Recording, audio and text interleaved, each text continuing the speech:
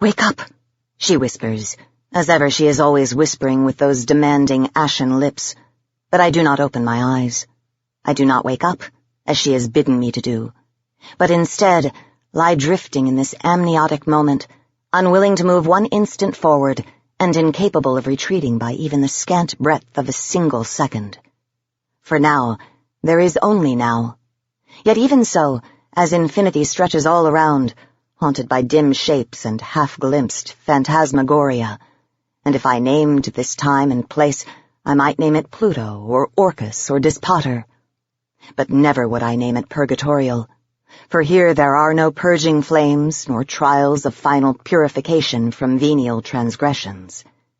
I have not arrived here by any shade of damnation and await no deliverance, but scud gently through pre-Adamite seas, and so might I name this wide Pacific realm womb, the uterus common to all that which has ever risen, squirming from mere insensate earth. I might name it Mother. I might best call it nothing at all, for a name may only lessen and constrain this inconceivable vastness. "Wake up, now," she whispers, but I shall rather seek these deeper currents. No longer can I distinguish that which is without from that which is within. In ochre and loden green and malachite dusks do I dissolve, and somehow still retain this flesh, and this unbeating heart, and this blood grown cold and stagnant in my veins. Even as I slip free, I am constrained, and in the eelgrass shadows do I descry her desperate, damned form bending low above this warm and salty sea where she has laid me down. She is heaven. Her milky skin is star-pierced through 1,000,000 times to spill forth droplets of the dazzling light, which is but one half of her unspeakable art.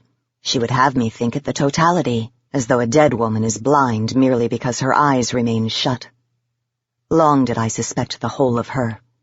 When I breathed and had occasion to walk beneath the sun and moon, even then did I harbor my suspicions, and guess at the blackness fastidiously concealed within that blinding glare. And here, at this moment, she is to me as naked as in the hour of her birth, and no guise nor glamour would ever hide from me that perpetual evening of her soul. At this moment, all and everything is laid bare. I am gutted like a gasping fish, and she is flayed by revelation. She whispers to me, and I float across endless plains of primordial silt, and gaping, hedopelgiac chasms, where sometimes I sense the awful minds of other sleepers, ancient before the coming of time, waiting alone in sunken temples and drowned sepulchres. Below me lies the gray and glary mass of Professor Huxley's Bathybius Haeceli, the boundless wriggling sheet of Urschleim that encircles all the globe. Here and there do I catch sight of the bleached skeletons of mighty whales and ichthyosauria, their bones gnawed raw by centuries and millennia and eons, by the busy proboscides of nameless invertebrata.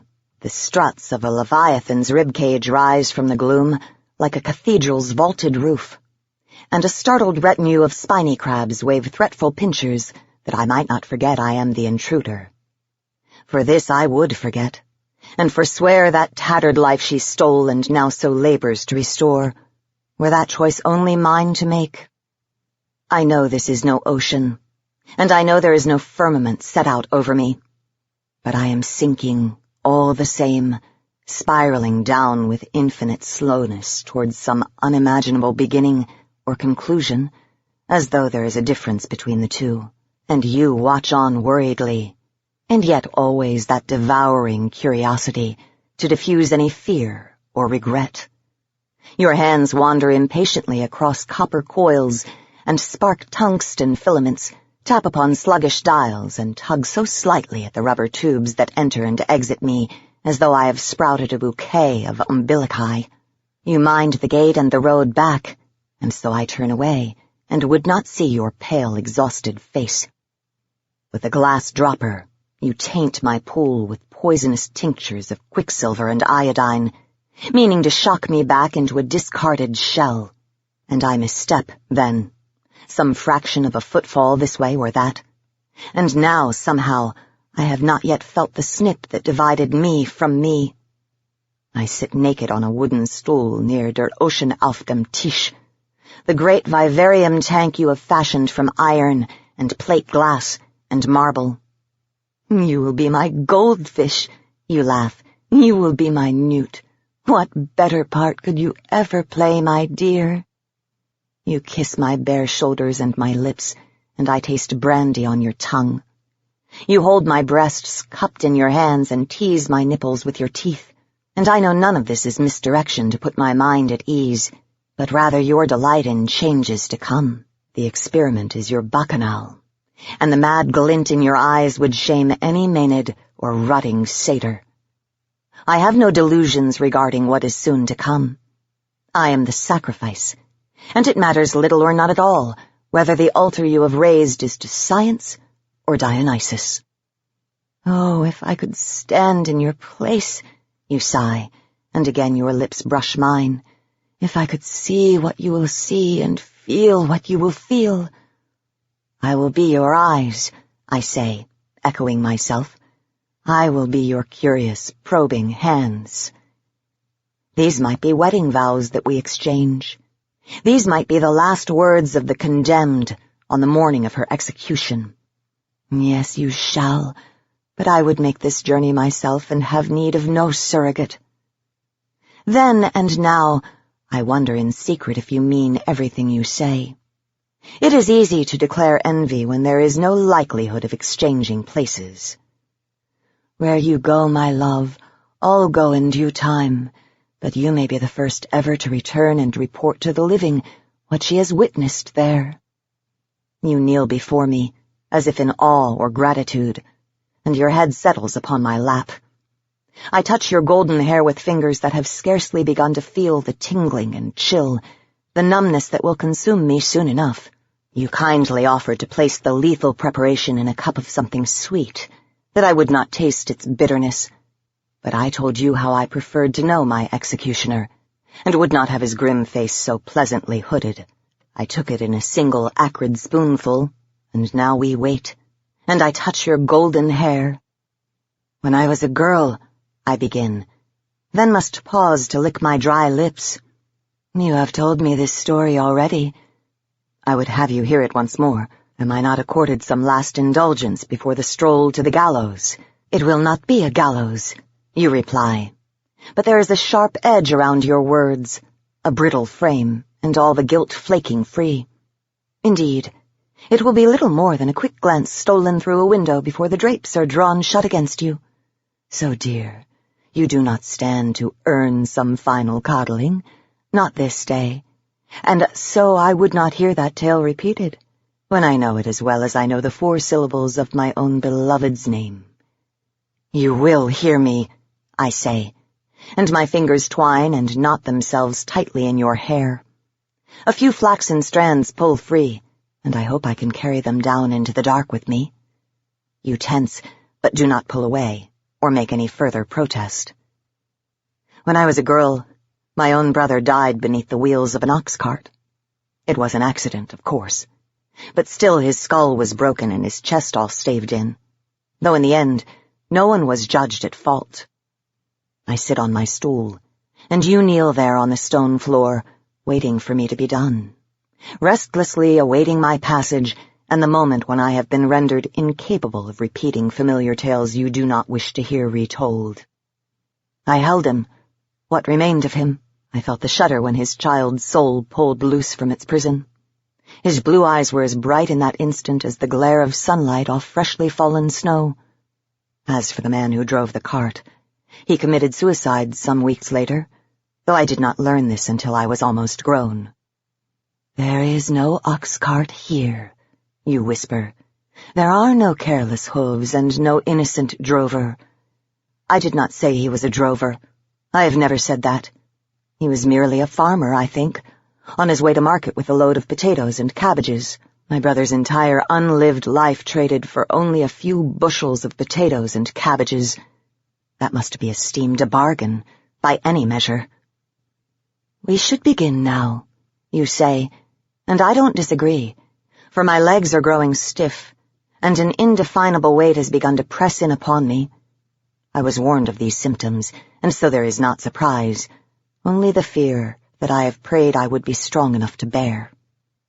You stand and help me to my feet, then lead me the short distance to the vivarium tank. Suddenly I cannot escape the fanciful and disagreeable impression that your mechanical apparatuses and contraptions are watching on. Maybe, I think, they have been watching all along. Perhaps they were my jurors, an impassionate, unbiased tribunal of brass and steel and porcelain, and now they gaze out with automaton eyes and exhale steam and oily vapors to see their sentence served. You told me there would be madness, that the toxin would act upon my mind as well as my body, but in my madness I have forgotten the warning. Please, I would not have them see me. Not like this, I tell you. But already we have reached the great tank that will only serve as my carriage for these brief and extraordinary travels, if your calculations and theories are proved correct. Or that will become my deathbed, if perchance you have made some critical error. There is a stepladder, and you guide me, and so I endeavor not to feel their enthusiastic, damp-palmed scrutiny. I sit down on the platform at the top of the ladder and let my feet dangle into the warm liquid. Both my feet, and then my legs up to the knees. It is not an objectionable sensation, and promises that I will not be cold for much longer. Streams of bubbles rise slowly from vents set into the rear wall of the tank, stirring and oxygenating this translucent primal soup of viscous humors, your painstaking brew of protein and hematoglobin, carbamide resin and cellulose, water and phlegm and bile. All those substances believed fundamental to life, a recipe gleaned from dusty volumes of medieval alchemy and metaphysics, but also from your own researches and the work of more modern scientific practitioners and professors of chemistry and anatomy. Previously, I have found the odor all but unbearable, though now there seems to be no detectable scent at all. Believe me, you say, I will have you back with me in less than an hour. And I try hard then to remember how long an hour is, but the poison leaches away even the memory of time. With hands as gentle as a midwife's, you help me from the platform and into my strange bath, and you keep my head above the surface until the last convulsions have come and gone, and I am made no more than any cadaver. Wake up, she says. You say. But the shock of the mercury and iodine you administer to the vivarium have rapidly faded, and once more there is but the absolute and inviolable present moment, so impervious and sacrosanct that I cannot even imagine conscious action, which would require the concept of an apprehension of some future. That time is somehow more than this static aqueous matrix surrounding and defining me. Do you hear me? Can you not even hear me? All at once, and with a certitude almost agonizing in its omnity, I am aware that I am being watched. No, that is not right. That is not precisely the way of it. All at once, I know that I am being watched by eyes which have not heretofore beheld me. All along there have been her eyes, as well as the stalked eyes of the scuttling crabs I mentioned, and other such creeping, slithering inhabitants of my mind's ocean as have glommed the dim pageant of my voyage. But these eyes, and this spectator, my love, nothing has ever seen me with such complete and merciless understanding.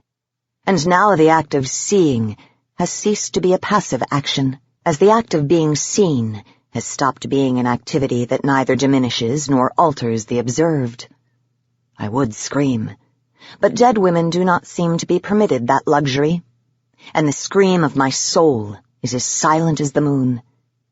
And in another place, and in another time where past and future still hold meaning, you plunge your arms into the tank, hauling me up from the shallow deep and moving me not one whit.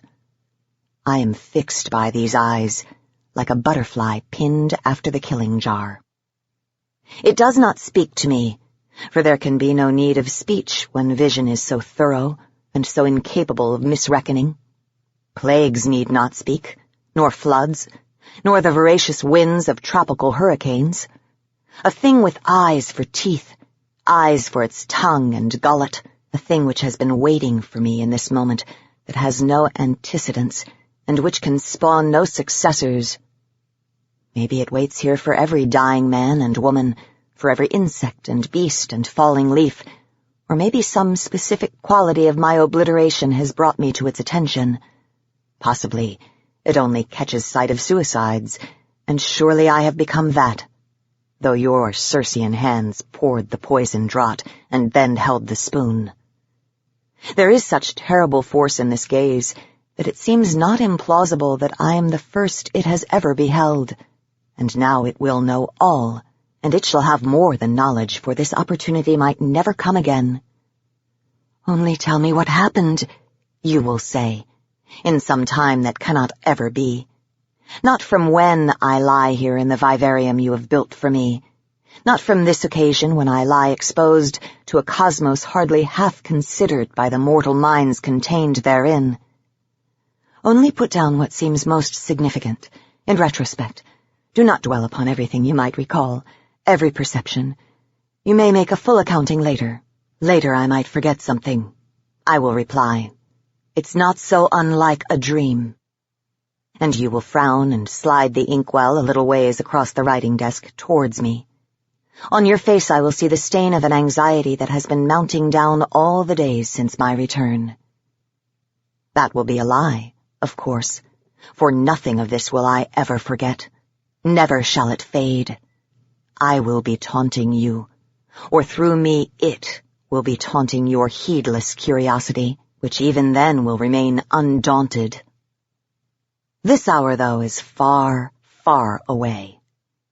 From when I lie, it is a fancy that can never come to pass, a unicorn, a roaring cataract at the edge of a flat world, a hell which punishes only those who deserve eternal torment. Around me flows the sea of all beginnings and of all conclusion, and through the weeds and murk, from the peaks of submarine mountains to the lowest vales of Neptune's sovereignty, benighted in perpetuum, horizon to horizon, does its vision stretch unbroken. And as I have written already, observing me, it takes away, and observing me, it adds to my acumen and marrow. I am increased as much or more than I am consumed, so it must be a fair encounter, when all is said and done. Some when immeasurably inconceivable to my present bound mind. A hollow needle pierces my flesh, there in some unforeseeable aftertime, and the hypodermic's plunger forces into me your concoction of caffeine citrate, cocaine, belladonna, epinephrine, foxglove, etc., and etc., and I think you will be screaming for me to come back then, to open my eyes, to wake up, as if you had only given me over to an afternoon catnap.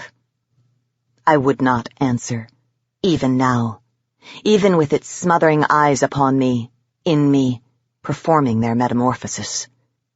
But you are calling, "Wake up, wake up, wake up," and your chemicals are working upon my traitorous physiology, and worst of all, it wishes me to return from whence and when I have come. It has infected me, or placed within me some fraction of itself, or made from my sentience something suited to its own explorations. Did this never occur to you, my dear? That in those liminal spaces, across the thresholds that separate life from death, might lurk an inhabitant supremely adapted to those climes, and yet also possessed of its own questions, driven by its own peculiar acquisitiveness, seeking always some means to penetrate the veil. I cross one way for you, and I return as another's experiment, the vessel of another's inquisition. "Breathe, God damn you!" you will scream, screaming that seems no more or less disingenuous or melodramatic than any actor upon any stage. With your fingers you will clear, have cleared, are evermore clearing my mouth and nostrils of the thickening elixir filling the vivarium tank. You won't leave me. I will not let you go. There are no ox carts here, no wagon wheels. But also you have, or you will, or at this very second you are, placing that fatal spoon upon my tongue. And when it is done, if I may arbitrarily use that word here, when, and its modifications are complete, it shuts its eyes, like the sun tumbling down from the sky, and I am tossed helpless back into the rushing flow of time's river. In the vivarium, I try to draw a breath and vomit milky gouts. At the writing desk, I take the quill you have provided me, and I write. "Wake up," she whispers. There are long days when I do not have the strength to speak, or even sit. The fears of pneumonia and fever, of dementia and some heretofore unseen necrosis, triggered by my time away. The relief that begins to show itself as weeks pass, and your fears fade slowly, replaced again by that old and indomitable inquisitiveness.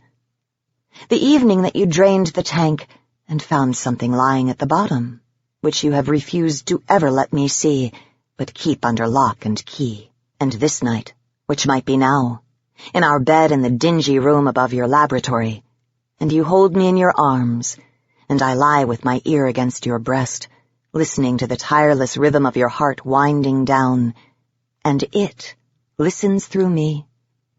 You think me still your love, and I let my hand wander across your belly and on, lower, to the damp cleft of your sex. And there also is the day I hold my dying brother. And there are my long walks beside the sea, too, with the winter waves hammering against the cob. That brine is only the faintest echo of the tenebrous kingdom I might have named womb. Overhead, the wheeling gulls mock me, and the freezing wind drives me home again. But always it watches, and it waits, and it studies the intricacies of the winding avenue I have become. She rolls through an ether of sighs. She revels in a region of sighs.